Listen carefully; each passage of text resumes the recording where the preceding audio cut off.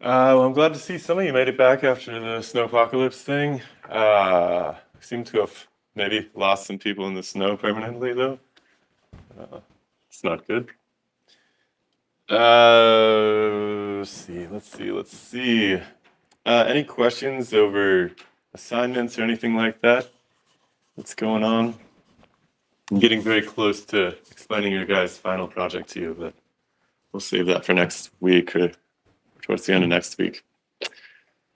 Nothing? Everybody's cruising? No issues? Um, all right. So a lot of you were not here for the last lecture, which is unfortunate because it's kind of a fun topic. Uh, for those of you that were here, um, how do I want to do this exactly? I still want to make sure that I get everybody a chance to get attendance points. Um, so let's start with, I'm going to just kind of call on some random people because I haven't got through this latest check. You don't have to, if you weren't here last Thursday, that's fine. But maybe you can tell us something from the last couple of weeks that's been interesting to you or confusing, and we can talk about it a little bit. What I want to get into today and the rest of the week is really solar system formation, which is something that we cover in detail last semester, but we didn't talk about how stars were formed or the theories about how stars were formed. So we're going to do that today. And then next class, we'll talk about planets because they're an interesting piece of the puzzle as well. And there's some overlapping pieces of that puzzle, so we should get into it. But before we do that, same as ever, I'm just gonna kind of go down this list because I need to fill it out. Yeah, I tend to agree. Um, One sec, I'll get to you for sure. The interesting thing is just, and I tried to make this case to you guys that it's very easy for us to start thinking, especially because this course is largely physics based, in that we deal with how atoms come together to make stars and all these things. And then at the same time, we use the word universe to describe what we're talking about. Universe, if you examine the nature of the word, it's literally something like it generally means to people on the street something like everything that exists and everything that's happening. And of course, half of what's happening isn't physical, and that's really, it seems kind of silly, but the fact of the matter is that you guys don't really consider physical processes when you're going through your daily lives. You're thinking about what classes you have to get to, this exam that you have, maybe this new relationships, new friends. Like there's so much metaphysical interactions going on in your lives, so much that is about relationships and not about atoms crashing into each other. Of course, you got to move your body around and stuff too, so physics isn't nothing. But to give the entire domain of the story of the universe to physicists is a really interesting and somewhat arbitrary decision. For instance, I could see all we have when we look up at the sky is light. So you can imagine telling lots of different stories about what the light means in the sky. And there probably is a physical side of that story. There's a physical version of that story. But could modern science have given the interpretive skill over to biologists? I mean, is that possible? Could scientists have looked up at the sky and seen things about the way that the stars were moving? For instance, we're going to start talking about how there's a problem with the way the galaxy is rotating. This is at the heart of the crisis in cosmology right now. So galaxies, unlike solar systems, they turn as a big wheel together, essentially. So a solar system, the stuff that's closer to the star, goes really fast. Stuff that's farthest away takes years often to make its way around, sometimes decades, sometimes centuries. But the galaxy seems to move as one giant object. And so physicists have proposed a new kind of magical substance called dark matter to explain how this is possible, because it's this stuff that kind of drags the outer edges so that it rotates homogeneously. But could a biologist look up at this system and try to come up with a biological explanation, treating the thing as a giant organism or something? I mean, it sounds completely far out, but there's no real reason on its face that couldn't be an approach to solve that problem. So in some sense, I'm just trying to say that it's a bit incidental that the physicists end up describing what we see up in the sky. And that's something that doesn't get a lot of attention. So, okay, I've been off on a tangent here. But yeah, I don't think physics can deal with the biological side. Biology is a weird situation because it's half physics and it's half something else. And that other something else is often very difficult to put your finger on. Because, we're all a bunch of atoms that have somehow assembled themselves into people. And the fact that the universe can even do that is absolutely bananas. And probably the best way of understanding what's happening isn't simply a story of atoms at the end of the day. So, yeah, it's weird, right? It's a weird situation, but people, I think, have put that demand on science more and more in the modern age than they have in the past. Yeah, it's weird. It's a very interesting situation. I often wonder if with this whole cosmology project, if the scientists aren't just biting off more than they can chew with that project. Giving an explanation for the origins of the universe seems like well, on its face, I mean, it's worth also mentioning too that throughout history, and we'll talk about this more because we're going to work towards the cosmology discussion, but on its face, people have always swung like a pendulum back and forth between believing that the universe is eternal and believing that it had a moment of birth, right? And so that question of whether you're more comfortable with an eternal universe or if you need to understand the universe in terms of a moment that it started seems to be a kind of fashionable situation. It's really swung back and forth across the years. We're obviously in a moment where it's widely popular to assume that the universe had an origin and that we can talk about it through this Big Bang theory that we're going to be working towards. That has certainly not always been the case. And it's quite interesting how people swing between being comfortable with one or the other. Like, for instance, how many of you, before you knew anything about astronomy or science, would have just suspected that the universe would have started one day? It's okay. I'm just curious, yeah. And how many people, and then let me ask those same people, would it make you uncomfortable to try to imagine, or is it beyond imagination that the universe could have just always been here? A little bit uncomfortable with that, yeah. So, I personally have a really hard time imagining that something could come out into existence out of nowhere, right? But other people might be completely uncomfortable with the idea that things could just have always been here too, right?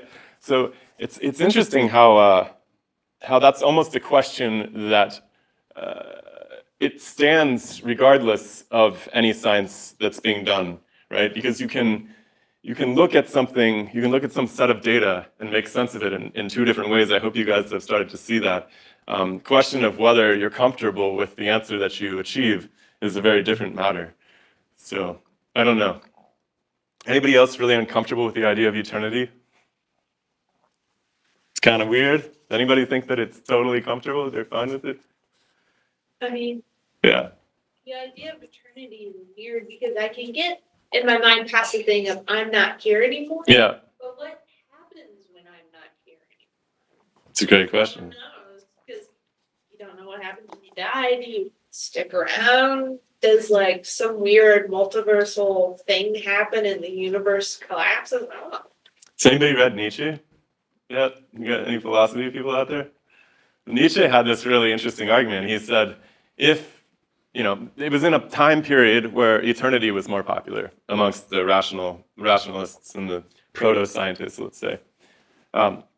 Nietzsche said, well, given eternity, if time just stretched on forever in the past, well, eventually the universe in all of its, material conformations, the shapes that it can take, it'll run out of possibilities, so it'll have to start repeating itself, which is perfectly logical because, presumably eternity is a far longer time than you can however long you can imagine, it's longer than that.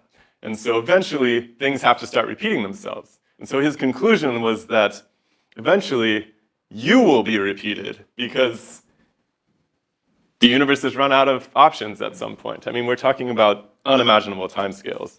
And so he had this theory of eternal recurrence, which was sort of like everything that's happening here will play out not only exactly as it's played out here now, but in every possible permutation of it in some distant future or distant past, which is kind of a really fun thought experiment. Perhaps a bit unsettling as well. It's kind of like Groundhog Day or something like that.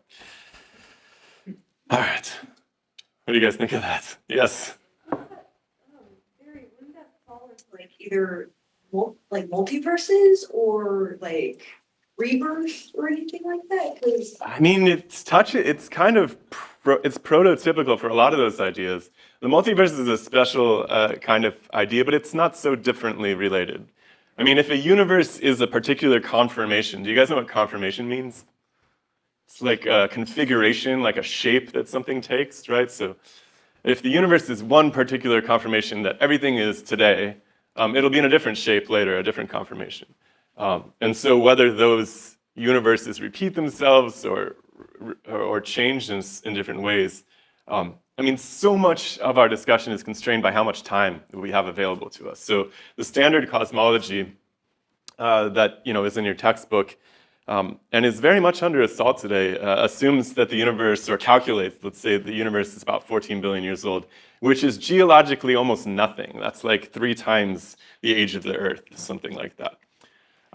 So that's a very short amount of time. But if you have a really long time, then you can, if you have Nietzsche's amount of time, if you have eternity, well, my goodness, you can essentially imagine almost anything by pure chance having happened. So what was the other one that you mentioned? Oh, rebirth, exactly. Yeah, so the Indian cosmology, which I don't know as much about as the Western traditions, but from what I understand, the Hindu cosmology and the Vedic cosmology that predated it is very much a cyclic kind of cosmology. So there's a lot of rebirth stories and this same kind of pattern of things repeating themselves, but a little bit differently, something like that. So, it's just interesting that you can rationalize your way into any number of these cosmologies. And I don't know that science can necessarily declare a winner at the end of the day. Particularly if one situation or the other just makes you uncomfortable to imagine in the first place. Kind of interesting. I think that's probably the main reason, and we're going to keep talking about this throughout the next few weeks as we close down this course. There's something very reassuring. So, of course, all of us have a birth, and unfortunately, spoiler alert, we all have a death to look forward to as well. I think it's very natural for us to want to see everything in that light. Now, the people who are advocating an eternal universe, they're not saying that the Earth will be here forever, that even individual atoms will be here forever. They're just saying that the forms persist. I mean, in defense of that idea, I don't know if you ever thought about this too much, but you're not really a physical object, right? So you do have a body, but the individual atoms that are in your body, they're going to be swapped out eventually. So on the order of like a decade from now, you're going to have completely new atoms in your body, but you'll still be here. So you're not just a physical object, right? You're not just a particular assembly, but you're more like this thing that's happening, right? And so the idea, I think, translated onto cosmology would be that these individual formations, stars, galaxies, they're not persisting as actual structures, but the forms that they take continue to reoccur over and over and over eternally. So it's very, very strange to think that you're not really a physical object. You're much more like an occurrence of some sort, a happening. I guess that's why we're called beings. Weird. It is true. It is true. So if there was an origin story for the universe, there's a number of different proposals for what that origin might have looked like, right? A lot of the proposals that I've heard are something like the matter which comprises everything today was sort of condensed into something very homogeneous and for lack of a better word, dense, concentrated in some point. So, yeah, there are proposals that start with materials before creating the diversity of forms that we see today as well. This is true.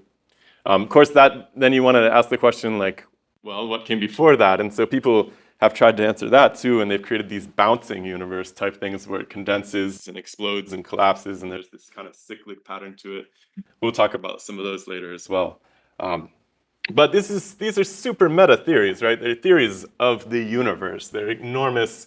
In some sense, they're very difficult to rule out one versus the other. And so you have to kind of take them all in and, just see which one sits with you best. It's going to be different for everybody probably, which is kind of funny to think about for science. Choose your own adventure.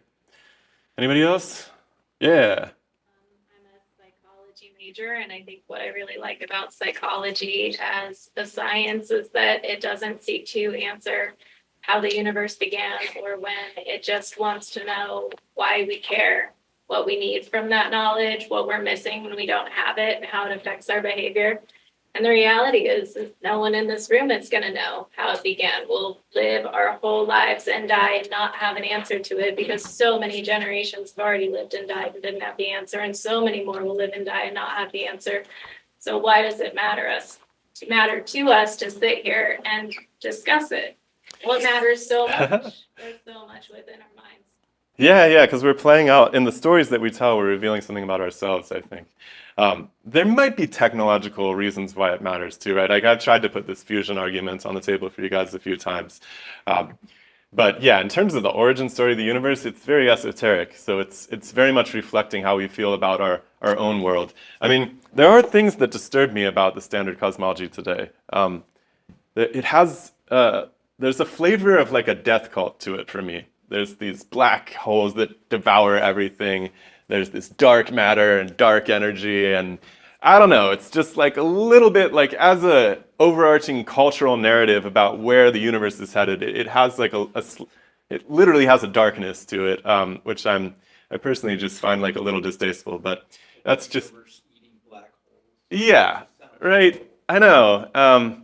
And so, and if you look at the cosmological stories from our ancestors, which is what I was trying to talk about last week a bit, they're a little bit more instructive than that. Like they carry stories about how to actually triumph over a hardship and so forth in a way that I just don't see that if this is a mythological structure so much today. So, but that might reflect the chaotic times we live in too. Like this is something I didn't get a chance to really get into last week, but and I'm telling this story a little bit out of order, but it was the best opportunity I could find to give that lecture before rounding out this birth, death of stars discussion. The cosmology we have today, this Big Bang idea, it really came about after World War I. So World War I, I don't know how much you guys know about it. It was a nightmare, though. So it was the first mechanized war, right? It was the first time after the Industrial Revolution, when we had machines, that we could use machines to just murder people. And nobody had ever seen anything like that. Before, wars were always horrible. You'd usually line up on a battlefield and just like bash each other with sticks and swords and stuff. And you can do a lot of damage that way for sure. But you're not killing millions of people, right? So World War I was really horrifying. And in some sense, I wonder if some of the cosmological mythos, that became scientized in the following century, were in a response to this feeling that humans were, and I see this persisting to this day, like I think there's a real fear that humans are going to do ourselves in, right? I think a lot of the climate concerns have this taste to them as well. I don't know, what do you guys think? Is there like a general sense of unease about the fate of the planet and humans and all of this, right? I don't think that was necessarily a thing prior to this industrial century. I think people were a lot more ambitious and hopeful. And anyways, it makes perfect sense to me that our cosmology, like consciously or subconsciously, would reflect some of that trepidation about the future. So, any other thoughts before we go on, talk about making a star? Yeah, Diane. I just thought that if black hole is made of also big thing. We will do the black holes, their full service here in a couple of weeks. Hang on to that curiosity. Yeah. There's, of course, two stories to tell about those things. One, it's a star story. It's in the Death of Stars story. But we got to talk about how to make a star first, so we'll get to it, don't worry. Anything else? Yes? You were talking about the theory of like how everything's, if everything is infinite, it will eventually like repeat itself, that type of theory. Eternal, yeah. Is it similar to like the infinite monkey theorem? What is it? The infinite monkey theorem, sort of same thought. I don't know that. Is that a movie or something? I've never heard of that. Yeah, tell us about it. Isn't it the sort of thing where if you give a monkey a typewriter and you have an infinite amount of monkeys? Oh, they'll eventually write like Shakespeare or something like that. Yeah, it's kind of like that. Yeah, I mean, Eventually there's only so many set inputs that it's just going to keep repeating itself. yeah. It's an interesting argument. Of course, you have to be comfortable with eternity in the first place, right? But yeah, it isn't. I mean, I don't even know if even given eternity, I'm not sure it's true. Like, I'm not sure that the universe would ever run out of shapes, right? Arrangements for. But eternity is an incomprehensible amount of time. Like, whatever I can imagine, it's infinitely longer than that. And so, I don't know. It's an interesting argument. It's an interesting thought experiment, anyways. Of course, in so much as our cosmology today is popularly constrained by an origin story, there's no need for that because the standard story is that the universe was born yesterday, essentially, geologically speaking. So, yeah, we'll see. We'll see how this all plays out. I do think the universe will grow in age at the bare minimum in the next few years. I think that the data coming off our latest fancy telescope is going to push the date back a bit. And historically speaking, if you go back 100 years, 150 years, the age of the universe has gone from a couple billion years to 4 billion, 6 billion, 7 billion, 10 billion. Now we're up to 14. It seems like every time we get a better telescope, we make it older. So yeah, it's hard to say like where that parade ends or if it just keeps getting older and older and older. Who knows? Any other thoughts? You guys are kind of amped up now. This is awesome. All right, let's talk a little bit about how you make a star.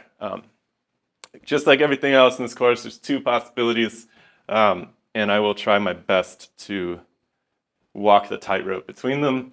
The story of the star birth naturally leads us into planet formation.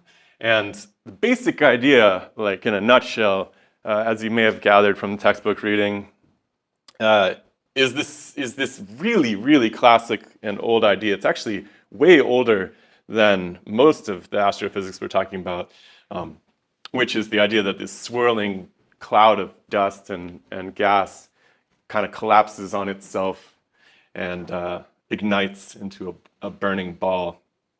And there's details to that. We'll unpack them. And of course, the planets either condense out of that in some fashion or accrete out of that.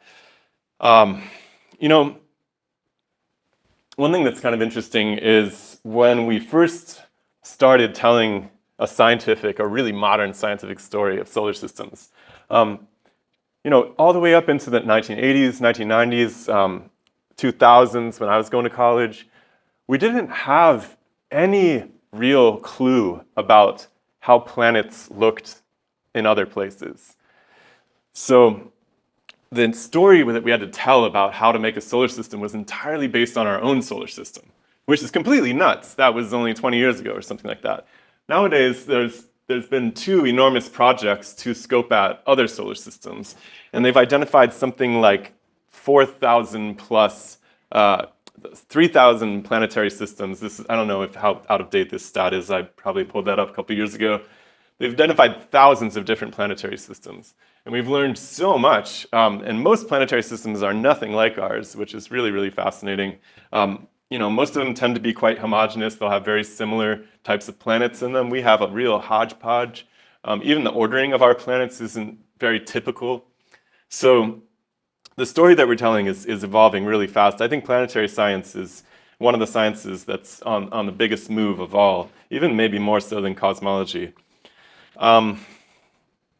All right, and then of course, this idea, like if you really push that back, the idea that anywhere else could even have worlds, other planets, was completely heretical just 500 years ago.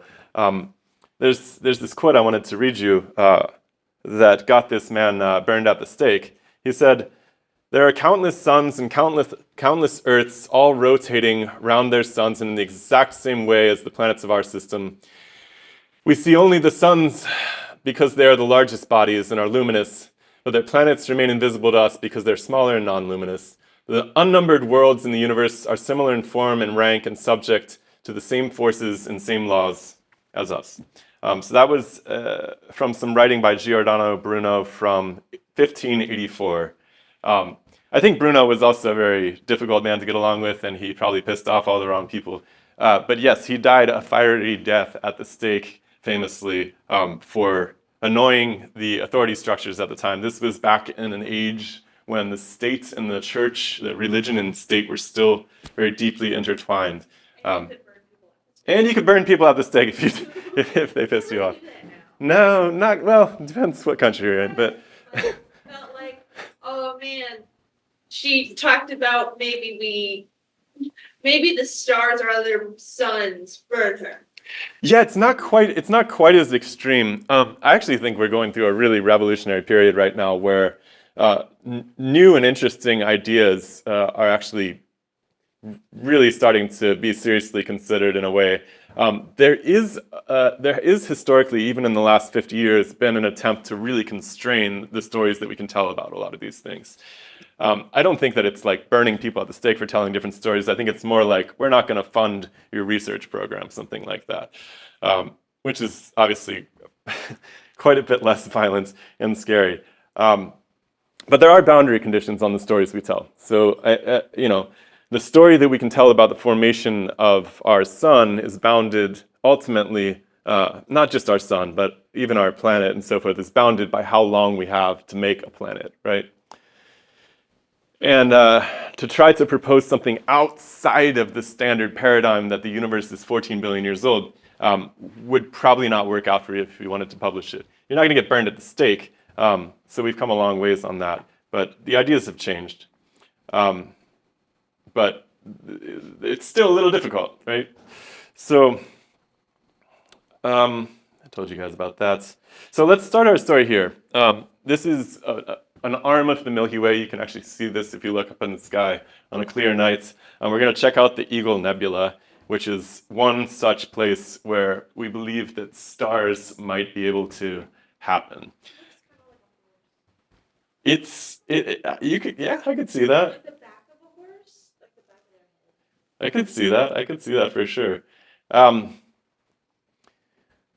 Humans have the remarkable ability to see whatever they want in these things. It's called pareidolia, I think. This doesn't look like an eagle to me. It's also called M16 if you want to be really boring about it. But basically, it's a huge column of cold gas, molecular hydrogen, dust, all the stuff we talked about when we were doing the stellar building blocks. There's clusters of hot stars around them, but the interior of these clouds gets really cold.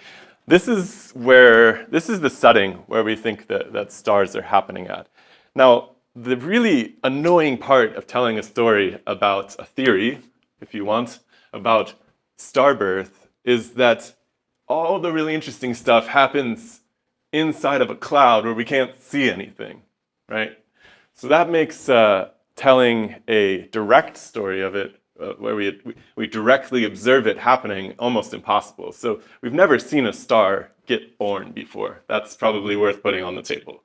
So we have to reason our way to that theory instead. Now, we have, and I'll show you some pictures down the road before we close out today. We have some idea of what stars look like once they start to really condense and start burning. There's some young stars we think we can point to, even ones that haven't even started fusing necessarily yet, but seem to be spinning really fast and starting to do the star thing.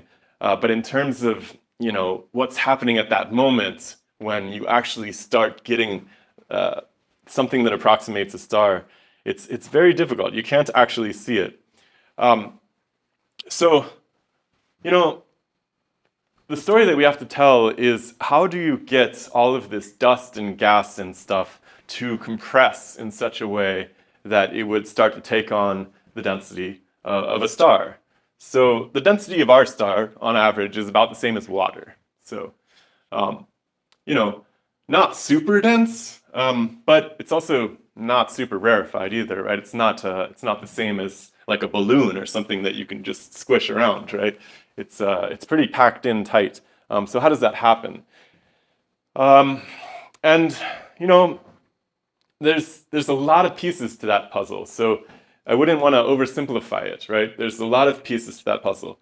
Now, one thing that we know for sure, you know, maybe I haven't actually read your guys' textbook in a little while, but you know, oftentimes the story is compressed into, well, these are huge clouds of material, and because there's so many atoms, they kind of gravitationally attract one another, and you get these kind of clumpiness that eventually pulls these things together. And that's an interesting proposal, but there's other things going on as well that often are overlooked, such as chemistry, right? So we talked a bit about how inside of these dust particles, you have almost little factories where you can shield molecules to get constructed, complex molecules. It also gets really cold inside of these clouds, right? So you start to get condensation reactions, just like you would when you see your breath on a cold day, right?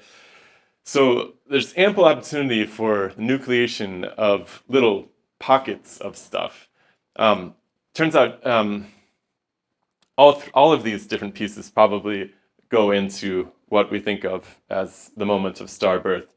We have really low temperature areas of this, and I mean really cold. So, like, do you guys know what absolute zero is? So this idea that heat is kind of the motion, the random jiggling motion of molecules and atoms, right? So absolute zero would be absolutely no motion. So it's like the atom is just not moving anymore. It's actually a kind of lower boundary on what's even possible. So no one's, to my knowledge, actually achieved cooling something to absolute zero. But the little pockets that we're talking about, these star-forming regions, they're like 10 to 20 Kelvin above absolute zero. So really like unimaginably cold. I don't even know what that would be in Celsius or Fahrenheit, but way below zero. Really, really, really, really, really still, quiet, cold places. And so not only is it cold, but there's some sort of density that's achieved. And the means by which that density is achieved is a little bit perplexing. So one possibility that will work that we can think about is chemistry. There's actually this is a brand new field of science. It's called astrochemistry. Yeah. So. It is negative 423.67 degrees Fahrenheit. Heck yeah, that's really cold. That's way colder than it is outside right now. Yeah, painfully cold. Freeze you into a brick of ice cold. Instantly. So, you know, and that's really interesting because cold is really good for making, for lack of a better word, bodies. So solid objects, liquid condensates, things like that. You have all the conditions necessary for that. You also have situations where chemistry can start happening for the first time. So, you know, as condensation happens, one of the cool things about condensation, I'm going to try to keep this not nerdy as possible, but one of the things that happens when you have condensates, particularly with hydrogen, so hydrogen can condense into a trihydrogen cation. And one thing that's kind of interesting about that is that it has a charge all of a sudden for the first time. So hydrogen gas normally is completely neutral, no charge. But what's really cool about these condensates of hydrogen is that they have a charge available to them, which means that they're kind of sticky. You guys ever do like rub your head with a balloon or something? You get a charge on that thing and all of a sudden it'll pick up stuff, right? So you have an electrical process as well happening, an electrostatic process that makes these little clumps of condensates start to want to stick together, which is really far out and interesting. Unfortunately, this entire field, I know this is a disgusting looking image up here. I just wanted to show you that there's a lot of different chemical processes that people are starting to investigate. This is very, very new. People have not really even considered the role of chemistry in the production of stars until really this very moment. So that's really an interesting piece of the puzzle. All right, so if we, you know, I guess we've kind of beat this Orion example to death. I do want to talk about this star-forming region inside of Orion. So, you know, only about, this is a huge cloud, you can see it in the infrared over here, only about 1% of that cloud has actually been being turned into stars, from what we can tell, which is really interesting because it's a very inefficient process.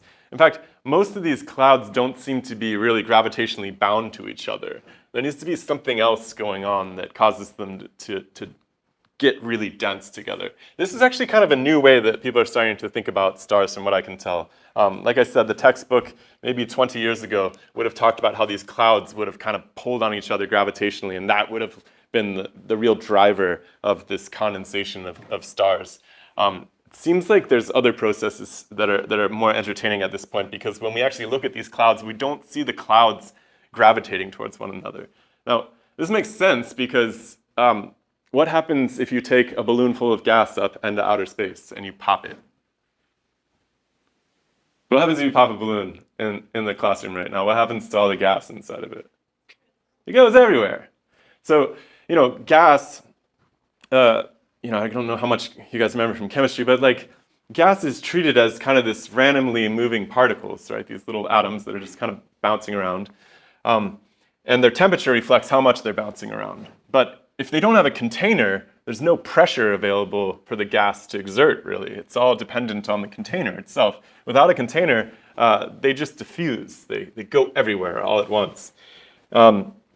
And this has always been a challenging thing to discuss in the astrophysics space, because getting a gas to actually collapse upon itself gravitationally is in some sense a difficult sell, right? There's, I don't know if you guys probably don't, but anybody know the second law of thermodynamics? Anybody? Chemistry people, anybody? This is the simplest way of thinking about the laws of the laws of thermodynamics were these sets of equations that a few people came up with when they were basically starting to build heat engines in the 18th, 19th century for the first time. Yeah, Levin. That's right, exactly. So the second law is about entropy, which is kind of abbreviated as this concept of disorder, essentially, right? And so the second law of thermodynamics specifies that, for a closed system, essentially, these particles are going to keep exploring more and new conformations. They're never going to just order themselves naturally, unless you have some input of energy, right? So, you look at humans, we're incredibly ordered assemblies of atoms, but we take in a tremendous amount of energy, right? We're all eating all day long. At least I am. So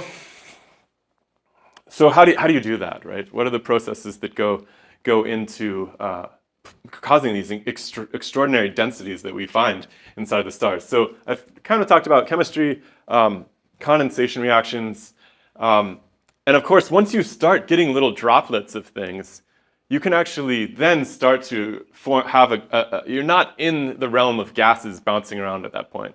You're actually slowed down, you're cold, you're not moving, and you're making these globs of material that then start to exert gravitational attraction on one another.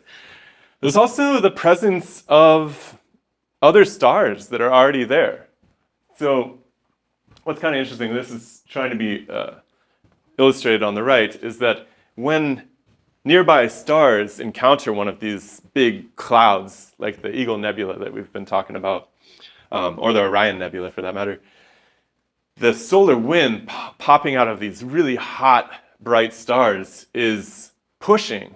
It applies a pressure to these gas clouds that can shock them and actually make compression waves where you could potentially take some of these blobs of material and squish them together even tighter. There's a lot of energy flowing out of those stars. So, these are kind of our three pieces of the puzzle we can work with. We have chemical reactions, we have really cold temperatures and condensation, and we have shock loading by the solar wind from nearby stars. And then the question becomes, once you get a big glob of material in one place, how does it start to look anything like a star? Or a planet, for that matter. Of course, there's a crumbling line between stars and planets these days, particularly the brown dwarfs and the Jupiters, and we'll talk about them a little bit more. Well, people think that there's a kind of process that involves spinning up these stars that happens. So as the, you guys remember the figure skater analogy, right? Anybody actually do figure skating in here? Nope. Skateboarding? Nothing? A little bit? You probably experienced this thing, or you got at least seen it in the Olympics or something, where the figure skater will, go into a spin and they'll have their arms out like this. And then as they spin, they bring their arms in, and it actually gets them going faster. So without getting into the nitty-gritties of the atomics of inertia and gravity, there's a simple law that explains that essentially your inertia has to be conserved. You can't change the amount of material that's spinning. And the only way that you can compensate for the rate of spin is how spread out it is in space. So as that material becomes less spread out, denser, it actually spins faster. And then as you move your arms out, you slow down because you're spreading out that spin motion, essentially. And people think that there's something like that happens with the stars. So as they start to accumulate more and more material, they do that figure skater thing. They start spinning a little bit. Now, naturally, once you start spinning, you're going to start throwing some stuff off at your equator, right? You can imagine, just as inertia would have it, like when I spin around, my coat kind of flies off at the sides as well. So they start basically at their equator where this spin motion is greatest in terms of the amount of material that's there. They start to make like a little ring of dust and gas around them. And then as a result of that, the place that's not spinning, it's actually spinning extremely fast, but there's nothing blocking the exit of that material would be at the poles of these guys. And so the way that they kind of cast material off tends to be up and down along the axis of them. And so our best hope for actually being able to trace back where these stars are forming comes down to tracing back the tails of these jets that are coming out of what we think are these star-forming regions. And so these things, we call these objects T-Tauri stars. So they're not quite ignited and doing fusion yet, but they're on their way. And the way that we find these things is actually by tracing back these jets to their origin point. There's a couple of these as well, different types of these. We call them HH objects as well. So the thought is that you see these big blobs of shockwave compressed gas out on either side, and back in the middle of it would be where the star-forming moment is happening. And you can't see it in these wavelengths, but presumably those stars are shrouded in lots of gas and dust and so forth. So the next thing that people try to do is figure out how stars go from these spinning objects with these massive jets into landing on the main sequence somewhere. And this is a little bit tricky. This is where things get a bit, wander into the theory space a little bit. So part of the story is kind of a back calculation. So people try to imagine that for a star that we actually can see on the main sequence, where would it have been before it landed there? In other words, before it started burning, what would have been its characteristics, its luminosity, and its temperature? How would that play out?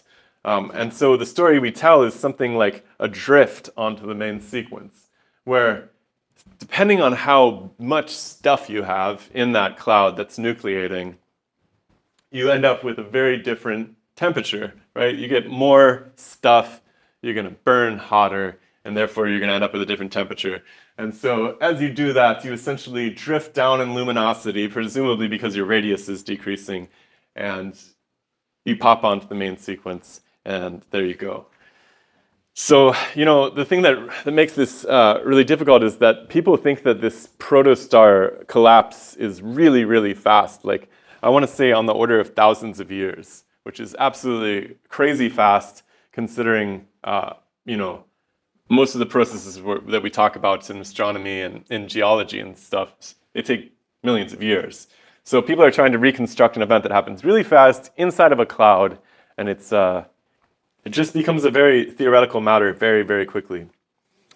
So at some point, according to a gaseous model of stars, you would end up with so much stuff crammed into such a tiny space that it's so dense and hot. It's, more than 10 million Kelvin. You can actually start doing fusion of hydrogen at that point. And you end up smack dab in the middle of the main sequence, essentially. And you are fully fledged star. Now, objects that go through this same process but aren't able to accumulate enough material, well, they might end up as a brown dwarf or a Jupiter-like planet, perhaps. One of the really interesting pieces of the new next generation telescope that we have right now, which is called the James Webb Telescope, is that we've seen these pairs of Jupiter mass planets that are orbiting one another without a solar system. I don't think anybody expected that to happen prior to taking pictures of it actually happening, and they found something like 40 pairs of these very quickly. So it seems like planets can form in the absence of solar systems altogether, and that there's probably very similar processes that lead to some planet-looking objects. Now, can those Jupiter-sized planets end up in a solar system? Nobody knows. It's actually a really interesting point. Are there other ways to make a Jupiter? I mean, all the stories we have for how to make a Jupiter were concocted before we saw anything like these Jupiters just existing by themselves. That wasn't part of the story when we came up with our original theories of planet formation. So the amount of time it takes to actually go through this process and make a star seems to depend on its mass. If you got a huge amount of stuff in a small space, the star really is born very fast, it lives very fast, and it dies very violently. And that's what we're going to see. The littler things can take a long time to accrete, and they can live for a really long time because they don't burn as fast. They're not as hot. But most of these stars, like the size of our sun, are thought to really pull this entire process off extremely quickly, in the order of thousands to million, a couple of million years, which is really quite incredible if true. So that is the picture. That is the best picture we have of how to make a star. The next question we have to start concerning ourselves with is how to make a planet. What kind of questions pop into your guys' head about this star making process? Is it satisfying? Is it unsatisfying? I think this is one of the more difficult and I hesitate to say nebulous processes in all of astrophysics, but the fact that it takes place inside of a cloud makes it very, very difficult to make any actual observations of these things happening. Any thoughts? Yeah. Oh, this animation? That's a great. I think this is a simulation done by this gentleman. Looks like Matthew Bates of solar system formation. So we're going to start working towards. So the next thing we need to tackle is how do you make planets, and of course the story, the general story to preview that is that the planets kind of condense, or let's use the word accrete, which is a gravitational process different from condensation, which is like a chemical thing. The planets accrete out of the leftovers of the star having formed. That's the story we've been telling for the last 300 years, anyways, of how planets form. Which is why it's so interesting that this amazing new telescope that we have is showing us planets without solar systems. Because that really forces us to think about making planets in a very different way than we've been thinking about all along. There's some serious issues. I may as well just preview it, but we'll talk more about this next time. But so there's three pretty interesting problems with this idea of a swirling leftovers forming planets. First one is that if you have a swirling if you have a figure skater that's swirling, but if you have a bunch of debris and gas and the things that go into making a solar system swirling, logic would have it just like with the figure skater, the stuff that's moving the fastest, spinning the fastest, has the most angular momentum, should be at the center of that solar system. This doesn't turn out to be the case. In fact, it's wildly not the case. So most of the angular momentum, all of that spin energy, is actually in the planets, in particular with Jupiter in our solar system. So Jupiter is spinning on its axis really, really fast, on the order, I think, of 10 hours for the whole thing to turn. And by the way, it's enormous, right? So this thing is just really cooking. It's also orbiting with a lot of spin energy as well, angular momentum. The sun, on the other hand, it's kind of just, turning. It's kind of just going kind of slow. It doesn't have much angular momentum to it. So that's one interesting problem. It's like, how in the world do you make this spinning ball of dust and gas turn into a star without having the star have all of the spin energy? So we'll talk about that. The second one is this thing that we're standing on, this rock, this Earth, this planet. It's the most dense thing in the entire solar system, right? So per unit volume, there's more atoms and heavier atoms crammed into the Earth than anything else in the solar system, including the sun itself. So I told you guys that the sun's about, on average, the density of water, which is around 1, which is convenient. That's kind of how we defined the density of water. So if you think about the density of water, it's around 1. The Earth is actually in the order about 5 times as dense as water, on average. So metals, right, they're really, really dense. That's why they sink in water for the most part. And the Earth is very metallic and rocky, right? So that's weird. So how in the heck do you end up with the most dense stuff orbiting around the center and not in the center of this swirling goop? That's a huge problem. The final problem is how do you get, you can actually imagine through chemistry and so forth, getting these little dust particles to stick together. And you can imagine even some gravitational interactions of those particles with each other. They don't have a lot of momentum, so when they bump up against each other, the electrostatic forces might dominate, gravitational forces might dominate. But when you get something the size of like a pebble, and you have a bunch of pebbles swirling around this primordial solar system, what happens when the pebbles bump into each other? They bounce off each other, right? They have a lot of momentum, but they don't have enough gravitation to actually hold themselves together. And the electrostatics are completely out the window because they're too big. They're heavy. I mean, they're heavier than dust, let's put it that way. So there's a really interesting intractable problem called the pebble-boulder boundary problem, which is how in the world do you get pebbles to turn into boulders? Once you get boulders, it's actually pretty easy to get a boulder to stick together gravitationally with other boulders, right? Over time, they'll start to kind of take up similar tracks in their orbits and kind of start to move together. I mean, there's a story that can be told there. But the pebble-boulder problem is very interesting. And so we have to sew together a story of planet formation in light of these 3 issues. And I don't think that we have time to do that today. Does anybody have any thoughts or questions at this point before I turn you loose on the universe? All right, let's do planets next time. It's good to see you guys. Have a good week, and do it all over again on Thursday.